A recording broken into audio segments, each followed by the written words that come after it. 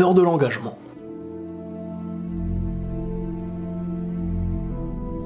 Premièrement, il ne faut pas confondre la peur de s'engager avec la peur de se réengager. C'est deux choses totalement différentes. Le premier a peur de l'inconnu, alors que le deuxième a peur de ce qu'il a déjà connu. Il y a celui qui se trouve devant une porte qu'il n'a jamais ouverte sans savoir ce qu'il y a derrière. Et l'autre qui garde un mauvais souvenir de ce qu'il y avait derrière la porte qu'il a ouverte. Désormais, il a peur d'en réouvrir une nouvelle.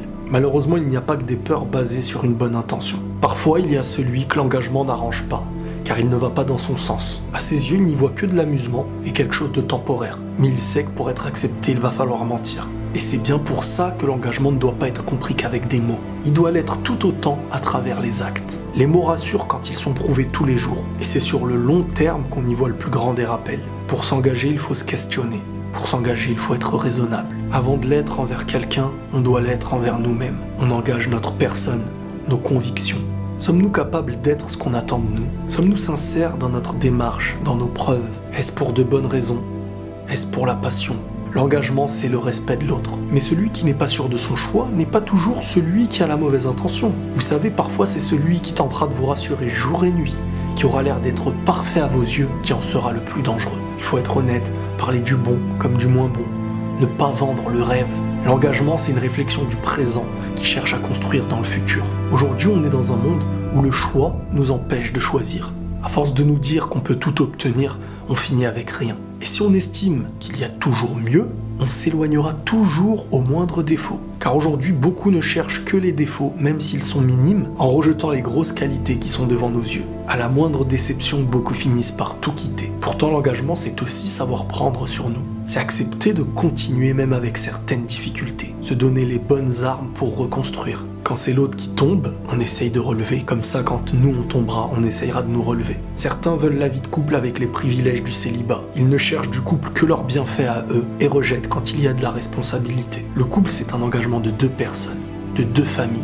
Et sans ça, il y a de fortes chances d'être qu'un amusement. Autant être prévenu d'avance, ça évitera les mauvaises surprises. Vous savez, on a toujours peur de faire le mauvais choix jusqu'à ce qu'on n'en fasse aucun. Et parfois je me dis, on devrait accepter ce qui nous tombe dessus et s'efforcer d'aimer ce qu'on possède avec ses qualités et ses défauts, sans regarder ce qu'il y a autour. S'efforcer d'exister avec ce qui est avec nous. Être fier du plus petit bienfait et le faire grandir. C'est comme avec notre propre famille. Même avec les failles et les difficultés, ça reste notre famille. Pas toujours d'accord avec tout, mais on est toujours ensemble. Jamais de destruction totale, que des petites batailles. Nos peurs se basent soit sur l'inconnu, soit sur le vécu. Mais on n'aura jamais la réponse de l'inconnu sans l'avoir vécu. Et c'est en se rendant compte que le chemin qu'on avait peur de prendre n'était pas si dangereux qu'on apaise nos cœurs.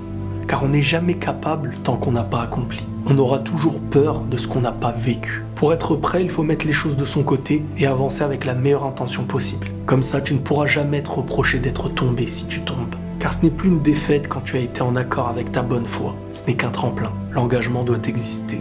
Il est important pour chacun. Mais le fléau d'aujourd'hui, vous savez c'est quoi? C'est qu'à force de jouer, on a détruit ce qui n'était pas un jeu. À force d'essayer l'homme, on l'a sali, on l'a détruit. De plus en plus tôt, ce qu'on appelle le couple est devenu un passe-temps, un jeu, une simple compagnie. Ça en est devenu un exemple pour beaucoup aujourd'hui et ça a multiplié les cœurs brisés. Ils le sont de plus en plus tôt et ont peur du plus tard. Avant même de vivre un amour, certains l'ont sali, certains l'ont détruit. Comment avoir de l'espoir avec ça? Le couple, normalement, c'est un grand sac rempli d'ingrédients différents, dans lequel soit on entre pour le vivre, mais on n'en tire pas certains ingrédients pour en rejeter les autres. C'est une addition de beaucoup de choses qui s'additionnent pour vivre ce qui en est. Et c'est pour ça que ça demande un peu de temps. Malheureusement, plus personne ne le prend. Car ils ne cherchent plus à construire, mais simplement à prendre du plaisir. Ils répondent simplement à leur vouloir en oubliant leur devoir. Et au final, leur vie devient triste.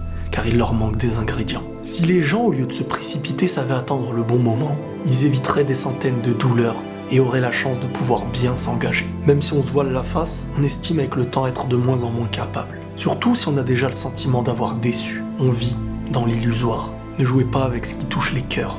On n'essaye pas un humain, on s'engage avec. Prenez tous soin de vous et la paix sur vous.